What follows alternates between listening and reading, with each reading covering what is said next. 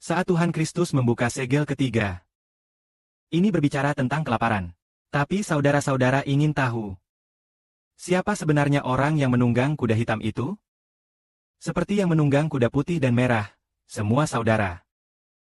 Yang menunggang kuda putih seharusnya adalah Tuhan Kristus. Karena Tuhan adalah pangeran kuda putih. Saudara menerima berkat bersama Tuhan.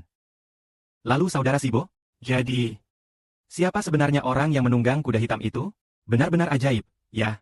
Orang yang menunggang kuda hitam itu juga ada di antara kita. Yaitu saudara kita Lihabodi. Ah, dia juga bisa disebut sebagai apa? Nabi Elia di Perjanjian Baru.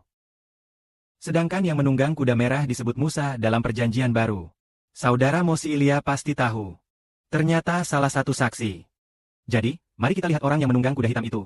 Apa sebenarnya tugasnya? Ah, saudara ini juga mendapat bagian dari sebuah suku besar, yaitu salah satu suku besar Israel.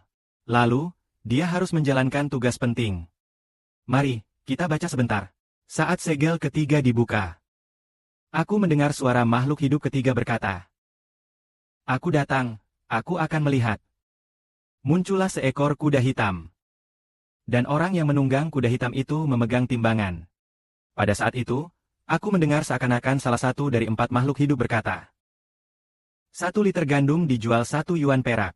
3 ukuran jelai juga dijual dengan harga 1 shilling perak. Dan minyak serta anggur tidak boleh disia-siakan. Bacalah, saudara-saudari, pasti kalian paham bahwa kelaparan yang sangat parah. Sangat parah sampai tingkat apa? 1 ukuran gandum dijual dengan harga 1 shilling perak. 3 ukuran jelai pun dijual dengan harga 1 shilling perak. 1 shilling perak itu artinya upah 1 hari. Minyak dan anggur tidak boleh disia-siakan. Jangan sia-siakan minyak dan anggur. Jadi, siapa sebenarnya yang menunggang kuda hitam itu? Siapa yang dimaksud dengan kuda hitam? Itu adalah malaikat dari kerajaan Giluk. Malaikat Kerubim. Merujuk pada salah satu dari 2 saksi dalam kitab Nabi Zaharia. Yaitu salah satu saksi yang disebut pohon zaitun. Kemudian, dalam Imamat pasal 16. Dalam Imamat 16, ayat 16. Allah akan menebus dosa bangsa Israel dengan 2 kambing jantan. Bukankah itu bukan untuk orang-orang surgawi? Melainkan untuk mereka yang di bumi yang memperoleh kehidupan kekal. Ternyata, salah satu di antaranya dipergunakan untuk perjanjian. Sedangkan yang lainnya untuk perjanjian yang berbeda. Maka itu diserahkan kepada Azazel. Kambing perjanjian itu adalah saudara. Mencurahkan darah di atas kotak perjanjian. Sementara kambing jantan yang diserahkan kepada Azazel itu. Maksudnya saudara Lihabodi kita hari ini. Tugasnya adalah menjaga perjanjian. Saudara seperti Israel. Lalu saudara Lihabodi ini pun menjaga perjanjian antara Israel dan Allah. Oleh karena itu, dia harus menanggung dosa umat, dan harus mengalami penderitaan untuk menanggung dosa umat. Dan pula, selama bencana besar, bersama saudara Seba, dia merawat umat Allah. Memang ada tuduhan seperti itu. Yang tertulis dalam Alkitab pasti terpenuhi. Itu sungguh ajaib. Tak disangka, segel pertama. Segel kedua tentang saudara. Segel ketiga berbicara tentang kelaparan. Tentang saudara Lihabor. Sebenarnya, segel keempat berbicara tentang wabah, serta perang dan kelaparan, yang mengurangi 1/4 umat manusia.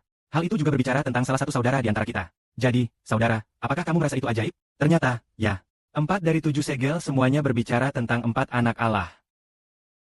Sebenarnya, meskipun secara teknis hanya 3, tapi itu dihitung sebagai 4. Itu sangat aneh. Ternyata orang-orang yang menunggang kuda itu adalah saudara-saudara kita. Masing-masing melihat Tuhan bersama kita. Tuhan mau bersama kita. Membuka 7 cap untuk bangsa Israel yang rohani. Terutama untuk 24 tua.